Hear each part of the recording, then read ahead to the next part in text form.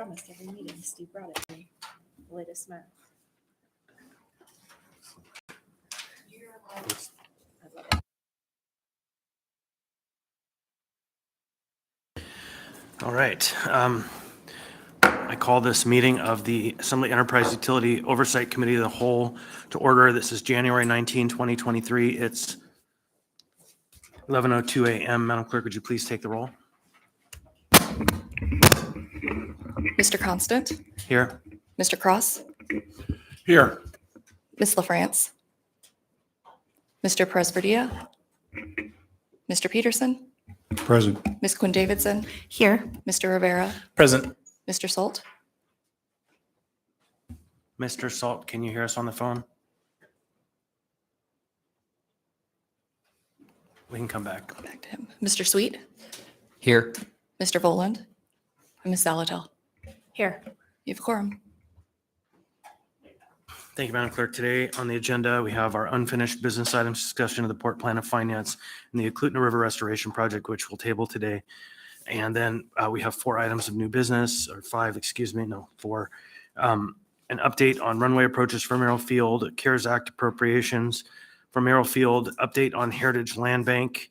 I don't see Mr. Wilbur here. Hopefully. Please enter your participant or moderator code followed by the pound key. And then a discussion with the Port of Alaska about a presentation relating to seismic. Any Please members? say your name followed by the pound. Okay. Are you there, Mr. Salt? Can you hear us? I'm here. Thank you. Thank you. Okay, so where I was on the agenda was asking members, any other items of business you wish to be on the agenda? Hearing and seeing none, we have a pretty packed agenda, so I'm going to keep us moving as best as I can at a pretty good clip. First on the agenda, our friends from Merrill Field. Welcome. Good morning. Please say your name as well. Oh, my name is Rich Sewell, Airport Manager for Merrill Field. Good morning, Assembly members. With me today is our consulting engineer, Mark Swenson. He's the General Manager for our consulting company, HDL. Today, I see you have a full agenda. I'd really like to keep my presentation brief. I'm here today for two items: instrument flight procedures at Merrill and CARES Act update. The instrument flight procedures at Merrill Field, right now we have a one that is relatively high, and this was a contract using CARES money with Hughes Aviation. And this contract is about 2/3 to 3/4 complete. The basic idea is that instrument flight procedures are not really available for precision approach at Merrill, and this contract would make these available. The contract would make these procedures owned by Merrill Field. The real issue, and I think the questions that came up were, in the out years, you have to flight check these procedures every 2 years, and that would be a cost of in the ballpark of $35,000 to $50,000 every 2 years. That would come out of our operating budget. Just one second. Sir, I would say that Ms. LaFrance has joined us on the phone and Mr. Vaughn is in the room. Please proceed. So that was a concern of mine right away, especially because FAA would have done these procedures for free and then owned them. So when I brought this up, a couple of the air carriers expressed concern about wondering if the contract was being canceled. The answer is no. These procedures will get done under contract, and they will do the contractor will do the first flight test of these procedures. The question is, every 2 years, who pays for those flight procedures? Not the procedures, but the validation of the procedures to go up and fly around at $35,000 to $50,000. So after a lot of discussion, Dan Owen from AAT actually has volunteered to do those flight checks for free. He told me at the last MAC meeting that these were so important to him that he would volunteer to do these. So in the medium term, this problem is solved, and in terms of that expense. The question is, in the out years, maybe after Mr. Owen retires, then what?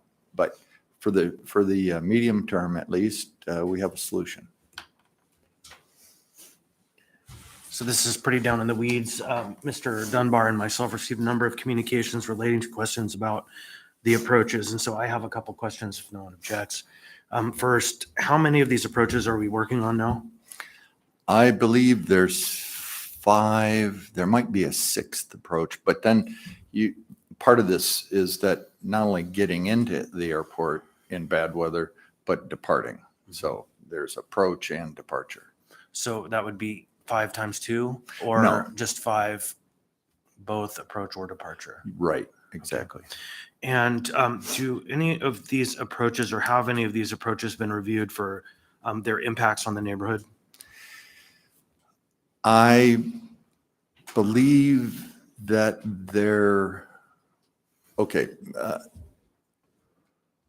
basic answer is I don't think any, number one. And number two, any federal action, any federal money on an airport and on highways, you have to have a NEPA document. And all these approach and departure procedures were developed with what they call categorical exclusion, kind of the lowest level.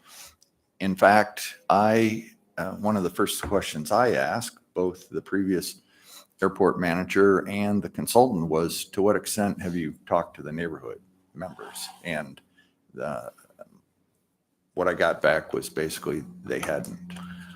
So you're talking about FAA, but then you're also talking about a contractor. So who was it that was doing this work toward the categorical exclusion under the NEPA process? That would be the consulting company.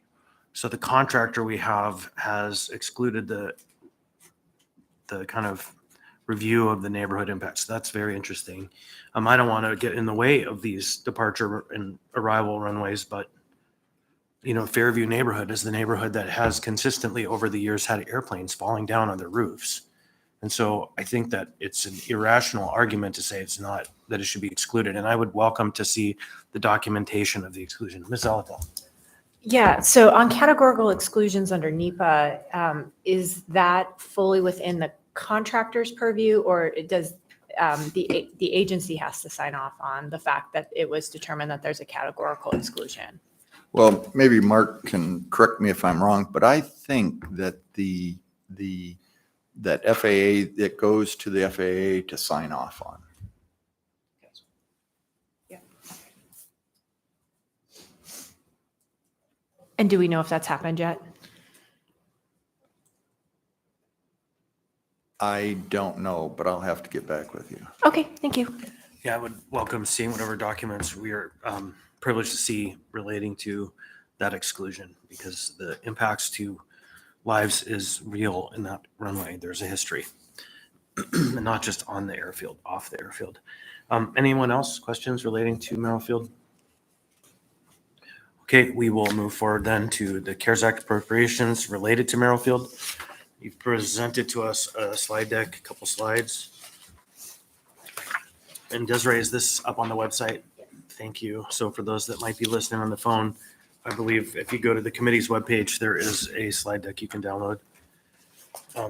Please go ahead, Michelle. So as you can see on the screen, there are basically 4 categories that Merrill Field has been targeting and devoting CARES funding toward. Airport expenses, precision approach project, which we just talked about, building repairs, and we have a lot of needs on the airport for buildings that we own, in particular over in the Orca neighborhood, along the west side of our north-south runway. And then Also, the fourth one is FAA AIP grant match for the upcoming design project for the repave and rehab of the east-west runway. One of the things that is important to know about in the airport expenses, where there's a fairly large number of funds. It looks like 3.7 million is still to be spent. Of that, there's 1.8 million in encumbered funds. So the real unspent number at this point is 1.9 million, because that encumbrance includes 2 diesel cat wheel loaders, another piece of airfield equipment, our billing system upgrade, and various repairs, parts, and engineering services are already encumbered. So that 1.9 million then will be spent in the next year and a half over payroll, operating expenses, the ski strip whiskey grooming equipment that we plan to acquire. And so it's that's moving forward. The precision approach is, we talked about building repairs project. There was originally, I think about 7.2 million devoted, and then that was increased to 9. We have encumbered 1.2 million. We've spent about 550,000. And so the unspent portion is at this moment 7.2, as opposed to the remaining, which is an important part of this. We're moving toward, if you'll go to the next slide, please.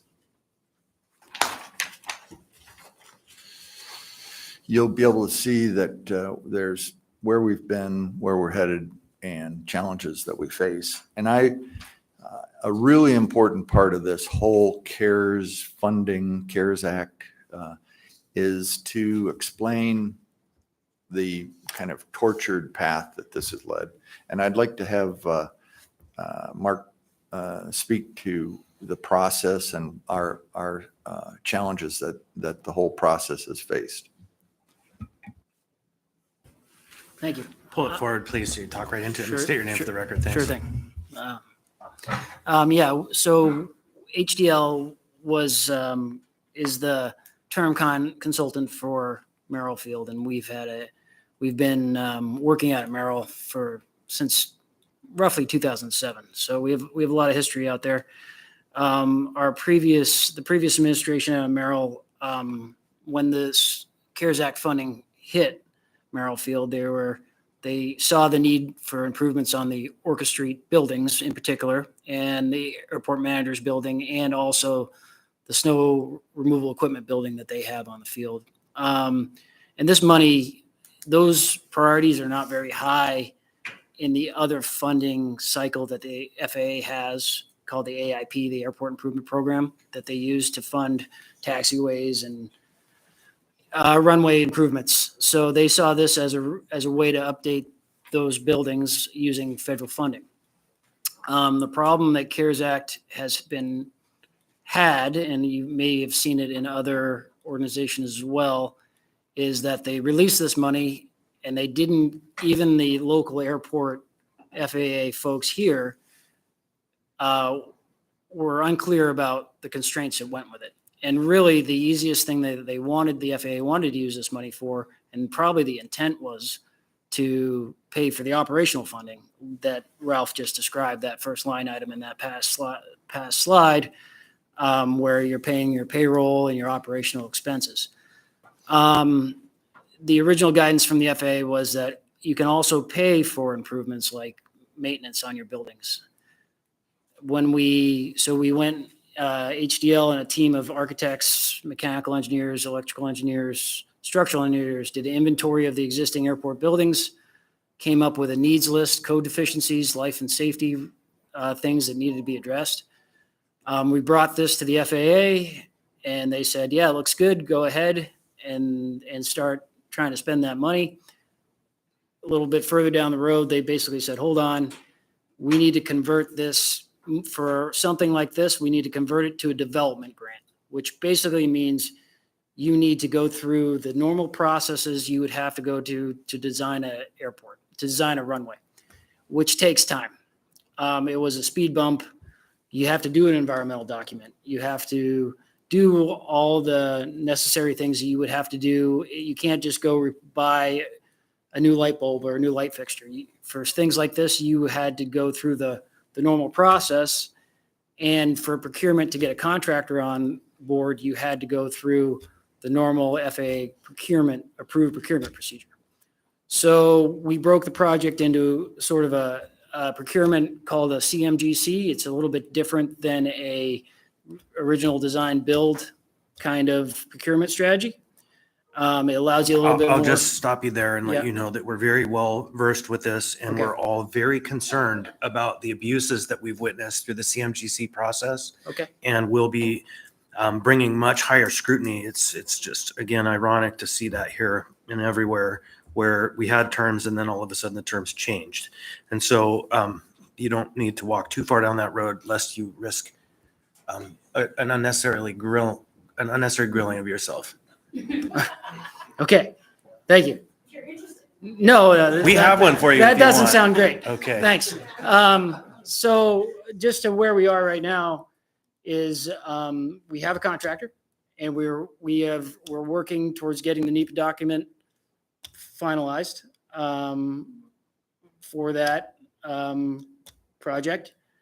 And we are working towards defining the scope into pieces that we can get completed within the time before the funding deadline runs out. So we're trying to break it into small portions of the project that we can get completed as fast as we can. More or less. Any questions, members? Well, I do. Thank you. So first, you mentioned that we needed to convert this to a development grant used for runway development. Not for runway development, but the same format as that grant would be. It's not necessarily not for runway development, but it's same format as a grant for the AIP program would use for the FAA. Right. Okay, so it's when you said the runway, Yeah. it wasn't labeling this project as a runway project. It No. was just referencing Same the framework of the application process that you process. have to go through. Yes. Okay, just needed to make sure that was really clear because a lot of these developments have nothing to do with the runway itself. So you mentioned funding deadlines. What's your knowledge of the endpoint of funding deadlines when we have to have these dollars spent? The CARES Act deadline right now is April of 2024. However, I've been in conversations with both the DOT Deputy Commissioner John Bender and the congressional staff about how they're working on to extend the CARES Act. In particular, Mr. Bender is on the or past president of the National Association of State Aviation Officials, and he's been working with them on this very issue. And an important part of this story is that NASAO is the lobbying entity for AIP funding nationally. And so there's some heavy hitters working on that. Our hope would be that it would be extended another year, which would be a game changer for us. But we're working toward the reality of April 2024 now. So practically, Ms. Quinn Davidson and myself have served for a number of years on the National League of Cities. And I serve, at least through this year, on the Transportation and Infrastructure Services Committee. And in that process of being a member of that committee, I have liaised directly personally with the leadership of the FAA and was successful in securing their permission for us to purchase and receive at a very good rate those simulators. And the point I make about that is not to celebrate myself, but to say, if we're having problems getting projects through the bureaucracy, you would be wise to use your tools, and we are that. And so we are well connected and can help, separate from any lobbying efforts to extend timelines, but we need to know the projects. And this is the first I'd heard that we had submitted a plan and it was rejected. I had heard that it had to meet FAA standards, which was new, but I had never heard we had submitted something and it had been rejected. So I would like to have the committee shared what was submitted to the FAA and rejected, so we can see what the preliminary effort was, so that we can review that and then get a sketch of what's proposed going forward. Because, as you know, Mr. Sewell, the Fairview Community Council has long and strong advocated for a restoration of the deteriorating western edge of Merrill Field as it abuts the neighborhood, because as it deteriorates, it drags the neighborhood down. But as the airfield shines, it helps the neighborhood shine. And so we need to ensure that the interface between the neighborhood and the airfield is solid. And, we have the rotting building of the city electric that has contamination that was part of a development project that appears to have fallen apart since this administration came into office. Sadly, because it was a pretty visionary project, a building that was planned to be built, I guess, is off the table. And I understand that we're selling the simulators that we bought with CARES Act money. So can you brief me on what the plan is to eliminate those simulators in that project, and how we're going to ensure that we don't run afoul with the feds on the funds that we appropriated from CARES Act? Certainly. I'd just like to circle back for a moment about the city electric property. There was an environmental study that was done that found significant contamination. And FAA will not participate in the purchase of property that's contaminated until it's clean. So we're full stop until and unless that property is clean, in which case we could use AIP dollars to acquire that property, but otherwise that's full stop. About the simulators, I think that I came to this party late, but my understanding is that the simulators that the previous manager, Ralph, had been working on quite a bit. And then subsequent, I think it was this summer or fall, that the MAC, the Municipal Aviation Advisory Commission, recommended that Merrill Field divest of those simulators. Question on that. Did the MAC come up with that on their own, or was that a proposal given to them by the administration or a member of the administration? I don't know. Okay.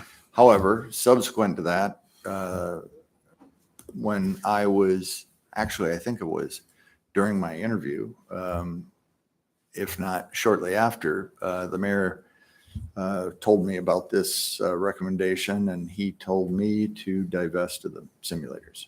Now, I'm a mission-driven person, and I think that one of the important things to understand about Merrill is that we are a skeleton crew, and you only have so much bandwidth to deal with issues. And quite frankly, the mission of Merrill Field is to provide a place for aircraft and owners to operate and fly to and fly into and out of. And I had, quite frankly, wondered why Merrill Field had picked that up when the Medallion Foundation couldn't make a run of it, couldn't make it run. So be that as may, I'm late to the party, and the equipment has been posted on the municipal invitation to bid site, and I think it's open for another couple weeks. I would hope that that equipment would remain resident here in Anchorage. In fact, for quite some time when I was working at the municipality or at the DOT in statewide aviation, I advocated that statewide aviation take over that function, that it be, because it's a safety and it's an issue and it's important to air carriers. And it would make the most sense for DOT to own and operate those simulators. But my pitch at that time as an employee fell on deaf ears. So I think it's really important, but I don't think it's in Merrill Field's mission. But I could use some help in conveying to DOT how important this is and that they should take it. Yeah, I don't know that I agree with that assessment about the mission, but be that as it may, here we are. What happens with the CARES Act money that we used to purchase those with? What happens? We would purchase them with other people's money. I believe it was $75,000, and we will have to pay that back. And I anticipate that the proceeds from the sale of this equipment and software will be used to pay back our friends at FAA.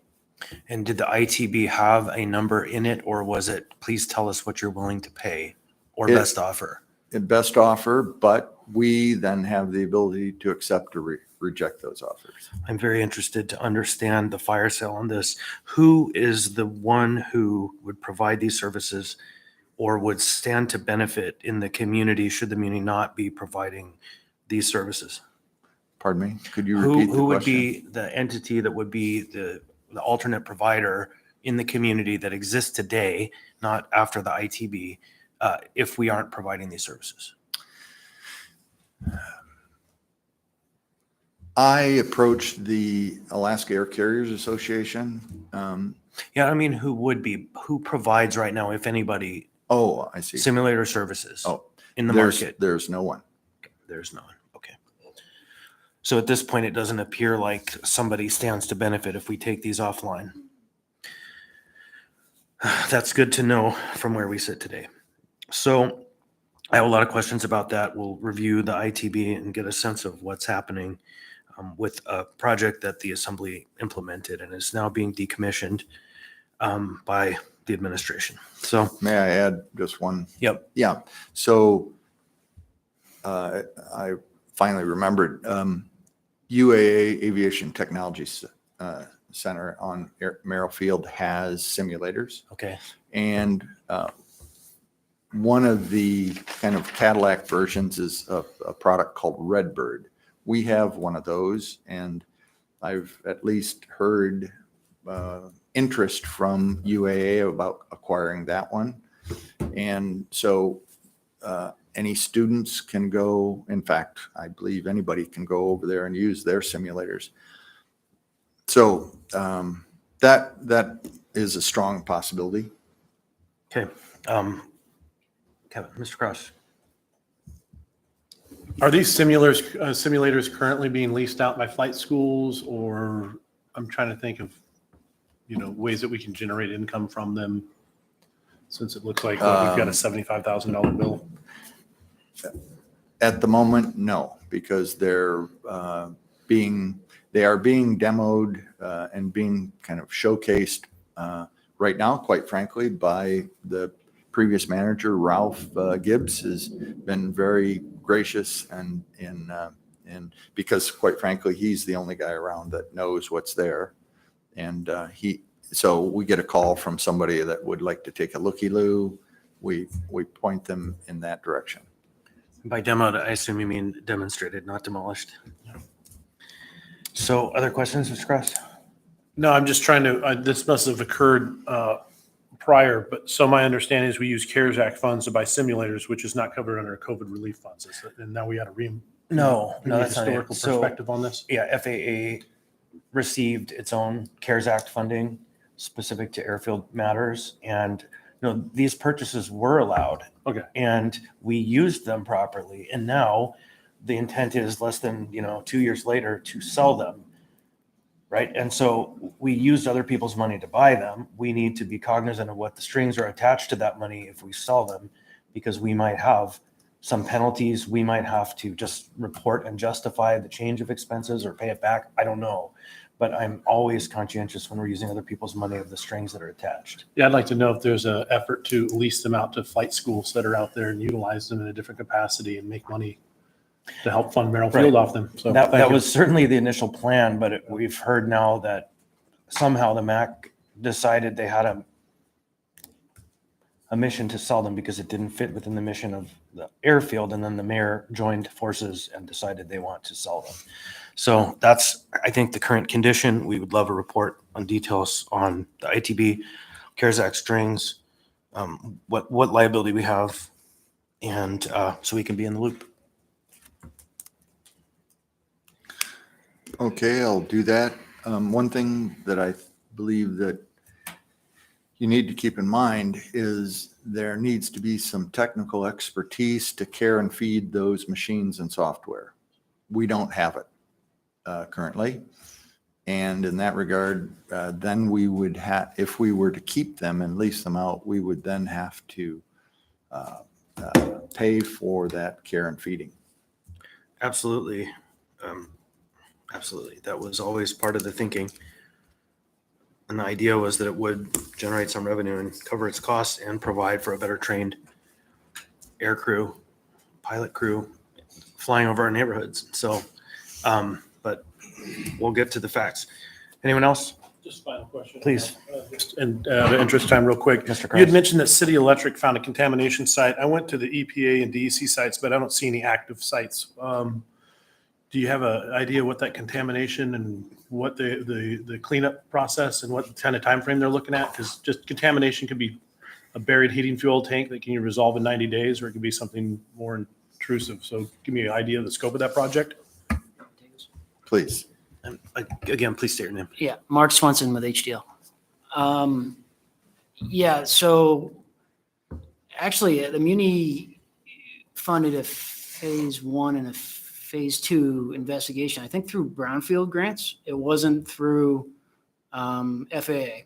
And they found, and I may say the contaminant's wrong, but there is DRO, diesel range organics, on both parcels. So fuel. Also, they found, It's got to be PCB. It's it's electric. it's the PCBs. So it's gotta they found that. They found the depth of it is unknown, but they think from preliminary investigation it went down into the ground, into the soil. It's not just surface level. So really, what Rich was saying is that the community Merrill doesn't own the property right now. They notified the DEC, now knows, because these reports got submitted. When we talked to DEC, we asked them what their next step was. They say it takes them a little while to update their website, so that's why you're not seeing it in the current website. And then they were going to reach out to the landowner and ask them, a spill has been discovered or a contamination has been discovered on your property. What's your plan to fix it? Because that's really who's responsible for it right now is the people that own it. So. Yeah, and just final, because it's been my experience, you can sell or transfer land that has contamination on it, but you need to have a cleanup plan. There needs to be a cleanup plan in place so that they know if it's not resolved, who's liable for that and what that looks like. So I think if we can get a plan, maybe there's still. And that's the way we've been transfer. trying to work with the FAA towards, but we really need the seller to engage. We need them to ask what are they going to do? What's the plan moving forward? So, and I think that's been a hurdle, quite frankly. Anyone else? Hearing seeing none, you are off to the hot seat, gentlemen. We'll reconvene with maybe some more information at some time in the not too distant future. Sure. Probably let's look to late spring. And hopefully sooner. Okay, thank you. Welcome it sooner. So is anybody here to present for Heritage Land Bank? Nope, we're not seeing anyone. So I guess we'll just have a conversation about Heritage Land Bank among the members. Ms. Zelatel, please. Thanks. So I asked the chair to add this to the agenda. I think we've seen kind of the lack of stability in Heritage Land Bank as to its leadership. We've had a a succession of directors, and we've been without a Heritage Land Bank director for a while. So my hope for today was to get some clarity on the path forward. I cannot speak today. Let's try that again. Some clarity on the path forward. If there's a plan to hire a Heritage Land Bank director, how does that intersect with the currently any work being done on the updates to the work plan, as well as any disposals of Heritage Land Bank property, which we know we have a big one as a pending item of business. And one of the things that's really come to light in looking at that item is not having consistent leadership at the Heritage Land Bank is causing some complications, I would say there. So Heritage Land Bank also doesn't fall within the purview of any of our committees. So we thought this was the best fit. If you don't think it's the best fit, let us know. We can figure out where a better fit might be, but we think that we should probably be checking in or have the ability to check in more regularly. I concur with what Ms. Alatel just said, that we're starting to look at this committee, expanding its scope a bit to take on some of the more industrial and land-based conversations that aren't related to zoning or other matters, which would be in CEDC. And so there's some flexibility about where we can put it as we let things kind of fall into their natural places. But anyone else have questions, comments, concerns about Heritage Land Bank at this time, since it's on the agenda? Mr. Cross. I imagine the HLB director, again, is appointed by the mayor, then we approved by the assembly, like most positions, and we don't even have a list of candidates that they're considering. Right. They've had acting seen in anything. that capacity, or just kind of, the ostrich kind of thing, or just not talking about it. Something's happening. Ms. Quinn Davidson, What happened to the guy who we didn't confirm? Mr. for- Weingartner, it And was then real they estate moved him over to director. some other job? Yeah, Okay. Yeah, that ACDA. was for real estate. I believe Mr. Trombley, ACDA? he's in ACDA now, but I believe Mr. Okay. Trombley was the acting HLB director. Yeah. And then when he took his new position as chief of staff, was no longer. Got it. Okay.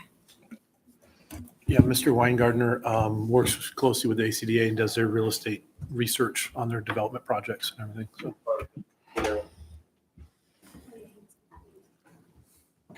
Anyone else? So it is a germane conversation on many levels, because, this is part of the conversation about Holden Hills. And the 5-year plan is a pretty important document because it helps us to understand what's being transacted or intended to be, and how it's the opportunity we have to help shape the direction of the municipality's land base. And so it's, I think, pretty critical. And we will keep this on the agenda until we have a briefing. Ms. Salato.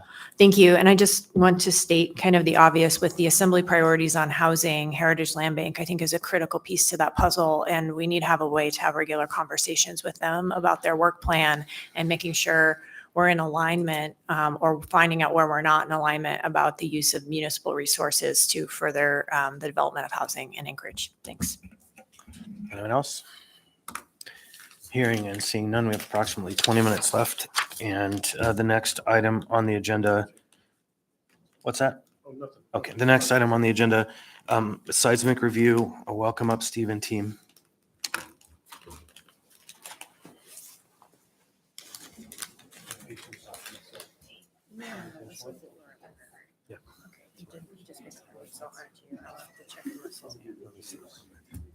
It just took it right out of what we had. Perfect.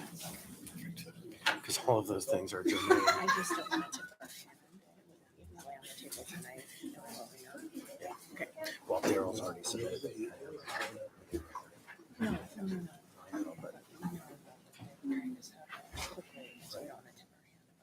That's right. Yeah. All right, Mr. Buffalo, welcome.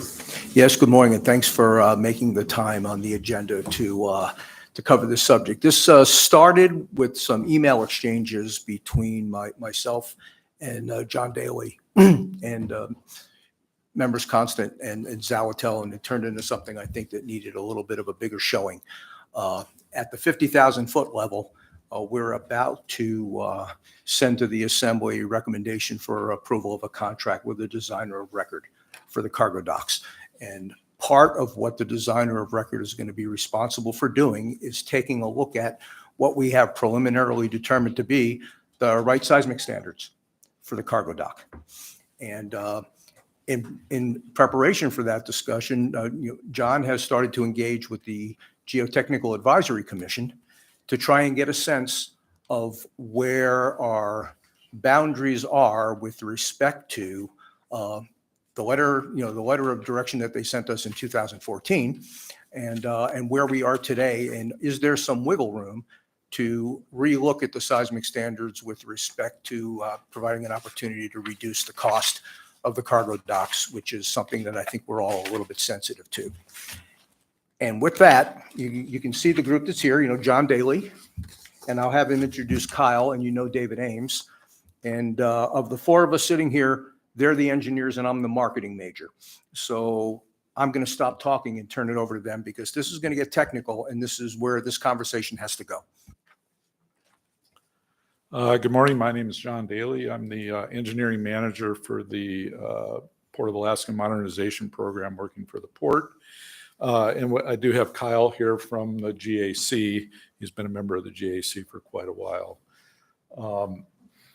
I'm not sure the exact format you want me to go through. I was going to just go through some of the slides that I gave in the meeting the other day. There's actually been 3 meetings recently. We started in, I believe, November. Jacobs Engineering provided an update to the GAC, mostly on the seismic input parameters, the ground motions that will be used for design. I had a small role in that November meeting. And then in December, there was another meeting that was mostly all about me, a full hour where I went through design criteria and talked with the GAC. That was followed up by a meeting, I believe it was the 10th of January at the port that was specifically about that same topic. And so I'll just quickly go through the slides. They're a summary deck, if you will, that I presented to the GAC on the 10th. So it started off with, some of this is engineering based, and I'm sorry if it's boring or whatever, but I'm not quite sure where else to go, so I'll just go over it quickly with you. But it started off with this slide here, which is to show the energy of a seismic design event, which is what we're talking about. And the main purpose was to show that there's very, very large energy associated with these big events, measured in number of Hiroshima nuclear bombs or tons of TNT. You can see if we had an magnitude 8 event, it'd be 1,000 nuclear bombs. So we're talking about big stuff. Next slide, please. And we're also talking about relatively long return periods or probability of this happening. So the purpose of this is, this should say probability of exceedance in 50 years. I didn't have that on there, but so for the design event, the 975-year design event, you have about a 5% chance of seeing that in 50 years. Huge event, relatively small chance of happening. That was the purpose of that. Next slide, please. That's what I just said. So next slide. And this is a very important slide, is the codes and standards recognize the fact that we're dealing with huge amounts of energy with relatively low probability. So there's no requirement to try to completely eliminate the risk. We live with a certain amount of risk. The standards include in this building, including the new building we're putting down at the port now, anticipate that if that type of event were to happen, that the structure would be damaged. And what is required is that a life safety condition where nobody dies and there's no loss of contaminated material or hazardous material. So that's a key point. And people that aren't familiar with seismic design sometimes think that, oh, we'll just eliminate it. Well, not really. That's not really in the standards. Next slide, please. So this standard right here, ASC 6114, came out in 2014 at the same time that the port was starting to advance the design of the current program. And they got a hold of it. They said, we're going to adopt this standard right here as a design standard for the port. And what do you guys think? What does the GAC think? So at 2014, they brought it forward. It's important to note that This would be, if you're a design professional, this would be considered a standard of care or a code that you could use to design it. And if you followed the codes and standards, then you're doing a proper standard of care. So in our case, in this standard, we would be at a high design category. That's the column on the left there. It says high. And if you read the codes, it says that's a structure that would be important to the region's economy and the importance to the region's post-event recovery. So that those two criteria, we meet that at the Port of Alaska. You could take this standard, go to the high category, design it to that category, and meet a reasonable code standard of care. And that's what people are doing. That's what all the big ports on the West Coast use this. So just straight up, no modifications. So, okay, that's how that came about. Next slide, please. Pretty much what I just said. If you were to do that, you would include some risk. At the high event, there would be some damage. Next slide, please. So this just gives some of the basic parameters in there. There's 3 design classifications, 3 performance levels, and 3 hazard levels. This stuff takes a while to understand. It took me a long time to understand this, and I deal with it. So I'm not expecting everybody to understand the complete nuances of all this stuff in a one brief meeting here. Next slide, please. So this is from the 2014 letter that the GAC provided to the port. And if you notice there, they said that they kind of like to bump those design categories up one level. So they want to use controlled and repairable damage performance state at the design level earthquake ground. So, and they wanted these to be referred to as the seismic bursts. So you as the owner, we as the owner have the right to exceed the standards, and that's fine. That means you've taken that high category and you've gone one level above it. You've gone one level above what's required by code and what's in the national standards. Next slide, please. Now here's the problem. In addition to that, in addition to going up one level, they want, they recommended that we have a condition where the dock is back in service within a week.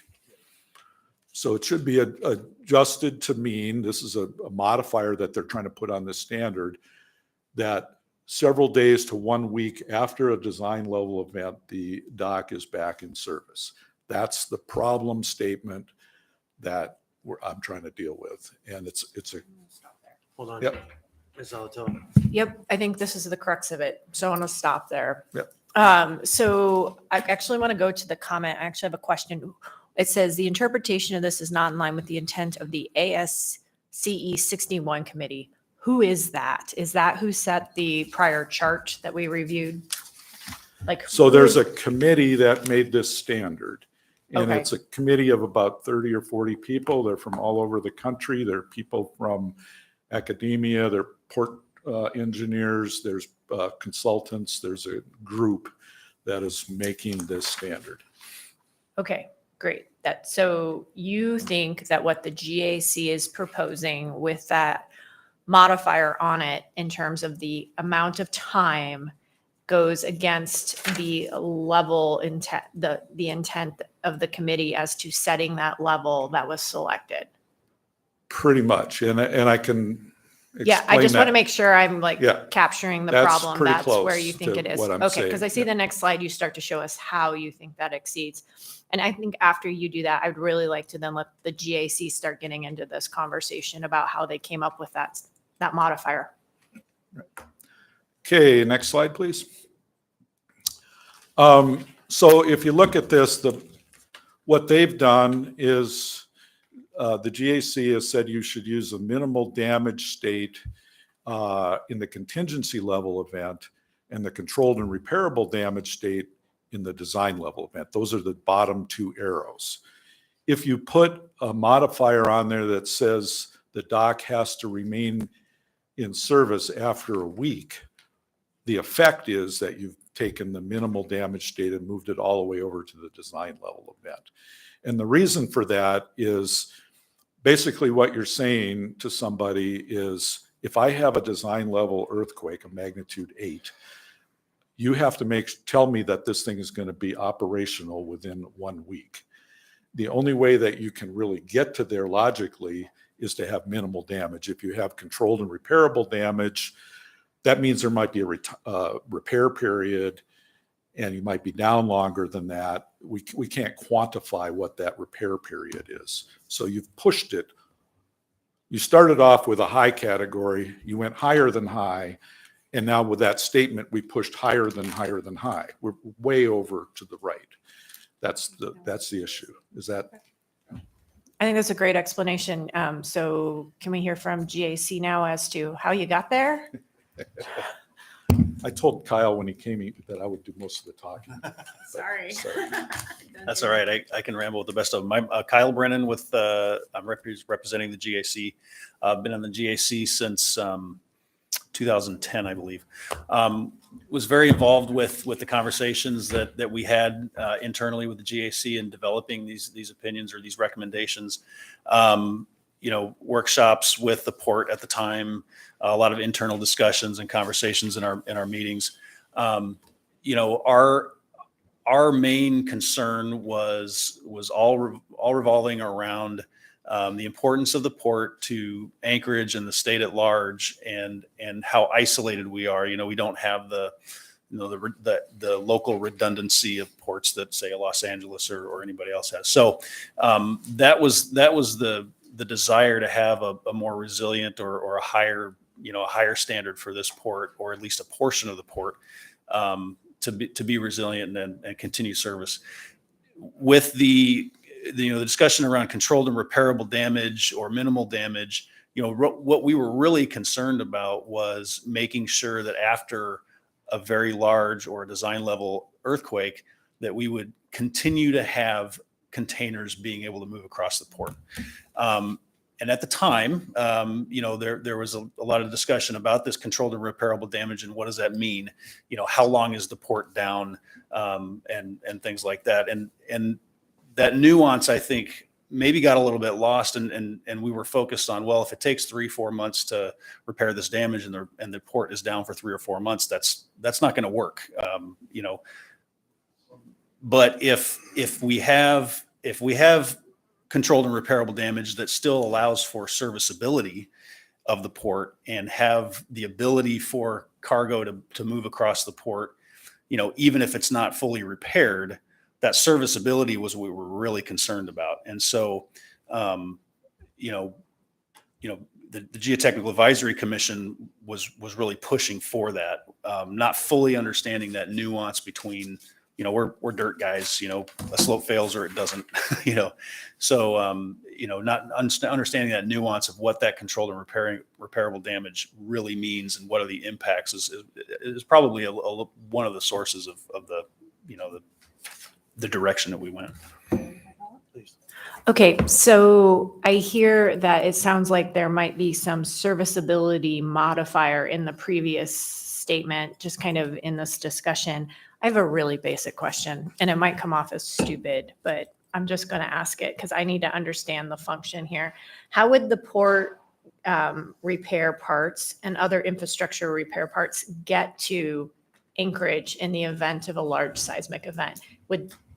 Would most of those things come up via the port? I mean, we're talking about large pieces of infrastructure repair. I mean, does Anchorage have the resiliency and capacity to fly those in if we have a large seismic event? I'm just trying to get where the port fits in the recovery puzzle. Luckily, with the 2018 earthquake, we didn't need a lot of those things. But if we were to need a lot of those things, how do we get them? And that's the vexing question that everybody who's in the business of disaster response and recovery up here has to ask. The lame answer is, it depends. What was the extent of the event in the first place? Was it isolated to a place that has either, minimally affected you or not affected you at all? In which case, there's a plan of some type you can put in place. Is it a more widespread event? like the 64 earthquake was, and you couldn't bring anything into Seward, and you couldn't bring anything into Valdez, and you couldn't bring anything into Whittier. And all that was left was Anchorage. You know, you kind of plan for everything. Part of the responsibility for having that plan lays with the commercial carriers that come up here. You know, they have disaster response plans that they have to put in place, assuming they can't come to Anchorage. And where would they go? And that's how, you know, commerce, the responsibility of commerce falls on them if there is a big event like this. We get a sense we're going to play a role in that, and that anything that we design and construct will be to a condition that we won't lose the whole facility. We may lose portions of it, and it may be portions of it So for we're running out of time. periods of time. And I'm just Short periods of imagining, time. I'm just imagining now Tote driving its ship right up into Elderberry Park because it's their issue to get cargo into Anchorage, which is an interesting thing to contemplate. But we have one more item that needs to be addressed today. So maybe I could request that we either look at a work session or another meeting where we can have the GAC and the port back. I think we hit the crux of the problem. We've identified the problem. Maybe a solution about the serviceability piece, but we need to find a way forward if you guys are ready to bring something forward to us with a seismic standard. Well, let me make a recommendation to that point. We're going to have the designer of record on board before the end of February.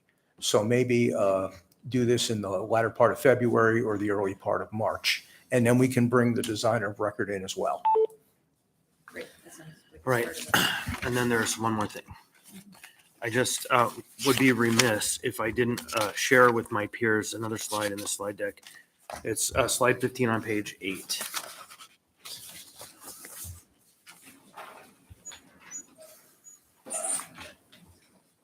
It was a quite shocking thing to receive a communication that had content from emails from both Ms. Alatel and myself requesting information about the port design conversation that's happening right now, in which it was communicated to the Geotech Advisory Commission that and I'll just read it, the politicization of seismic design, quote, "We need and greatly appreciate political support.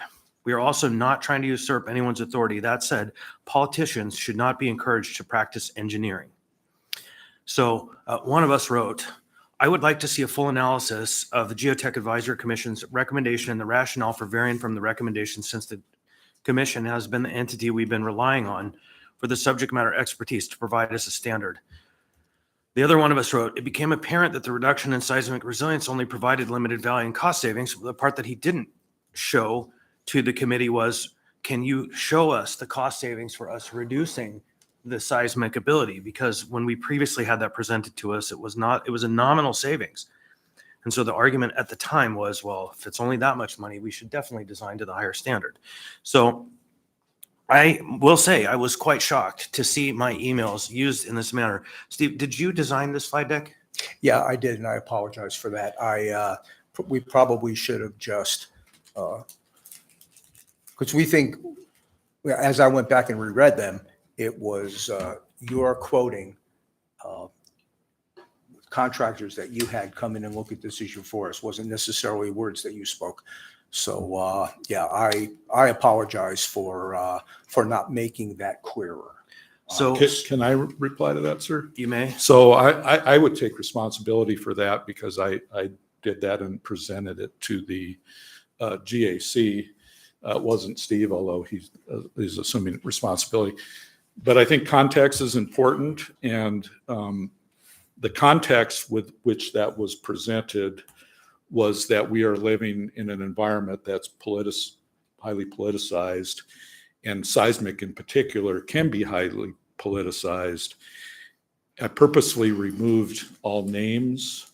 I didn't want to point a finger at anybody. It wasn't that. It was to illustrate the culture, if you will, and to ask the GAC to make recommendations that are not political. It was stated that way. And so if you would have seen in the context, I think you may have had a different opinion, maybe. I think it was received that way when they responded to me and said, yes, we understand that. And we understand that we need to give a solid technical background of a decision. So I apologize if it was taken wrong, or if you felt offense at that. It wasn't meant that way. It was purposefully abbreviated to take all the names out of it, just to demonstrate the culture that we have to deal with. Please, Ms. Zalatal. So if you quote my emails, just attribute them to me because it's really hard. I would hope that if a GAC member saw that and saw my name attached to it, they might reach out and we could have a conversation. But taking it and taking a small portion out of what was a hefty discussion via email is not helpful. We hold the responsibility to ensure that we strike the right balance in approving contracts, the design standard, and the spending of municipal resources on this project. We take that very seriously. And so to inquire, fully just having been briefed on the role of the GAC and their expertise, I think is a very reasonable thing to do. And of course, does not come from a position of politicization. What we are hearing is that there may be some disagreement or conversation to be had about not having a meeting of the minds. And so what we want to do is figure out why that is. And I would just add to that I would recommend that engineers not practice policymaking because that's what this slide does. And it is deeply offensive as one of the authors of the content that's there when I simply inquired what is the cost savings. And that is not political interference. That is literally doing our job. And if we're going to lower the level of seismic standards for $2 to $5 million on $1 billion or $2 billion project, that's asinine. But if it's a substantial cost issue, then we have to look at it. And so these are not engineering questions. These are questions that are squarely within the authority of this body. Mr. Cross. Yeah, I appreciate that. I didn't read your comments as being political, so I understand it. I do want to know, however, regarding this project, and something to take into consideration. We have a design standard, we have an increased design standard, but we have more than one section of port. And has there been a thought about considering building one section to a very high design standard, one to the required standard, and that way we can hedge our bets? We have one that we know will always be in operation and one that we can, that meets the standard, but until 8 or 9%, until we have an earthquake, you don't know. And so maybe we can cut that bill in half by, splitting it up. Kevin, I think we are out of time, and I'll just say that's a perfect topic of conversation For the next for the meeting when we get together and discuss with the commission, with the designers, with the engineer, with the port staff and the commission, the assembly committee. Because that's more an operating question than it is a engineering question. We'll discuss that. So with that, seeing other questions, I guess quickly, anyone from the audience wish to be heard? David. Hearing and seeing none. Yeah. Oh, did you? Sorry. Please state your name for the record. David Ames from Jacobs Engineering, PAMP Program Manager. We did have one more issue with the administration building. I have Yes. 2 slides. Is that possible that we could? If the put that? members don't mind, we would take just a couple minutes. It's Please just 2 proceed. slides. Yeah, you have one page that has 3 slides on it that addresses this issue. So effectively, what's happened at the administration building site is as the contractors were beginning to dig utility trenches and install the helical test piles, they encountered significant debris below the ground line. You can go to the second slide, Desiree. Effectively, this was material that in the geotechnical investigations, both previous to the contract and during the contract, the 4-inch ground penetrations, the borings did not pick these up. It's evident after looking at having a ground penetrating radar study of the site that anywhere from 3.5 to 10 feet below the ground surface, there's a significant amount of what appears to be old construction debris. It looks like there's no record of this disposal, but from pictures that John has found, it looks like it might be rubble that was dumped there on the shoreline after the 1964 earthquake. That's just conjecture, but it looks like that may be what had happened. Anyway, there's no record of this, and so the solution to this is effectively the piles. the 12-inch and 8-inch helical piles cannot go through this, and they are being damaged in trying to get through them, and then they won't bear their capacity. So the solution is to excavate the upper 10 feet of the foundation site.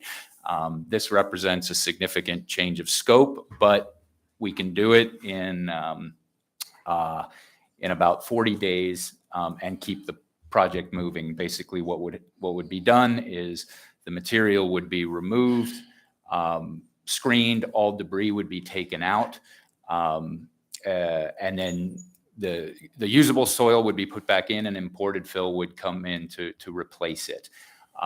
We have the excavation and backfill is estimated at about $600,000. We had the change order authority to do that and have the contractor do that and keep the project moving, which not only gets the building built in time to meet the relocation schedule and move on with the cargo docks in accordance with the schedule, but it solves the project from an engineering perspective.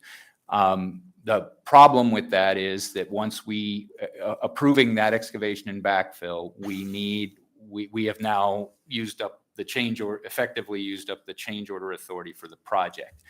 And that excavation and backfill doesn't address the possibility that some of this material may be contaminated and will need to be disposed of properly.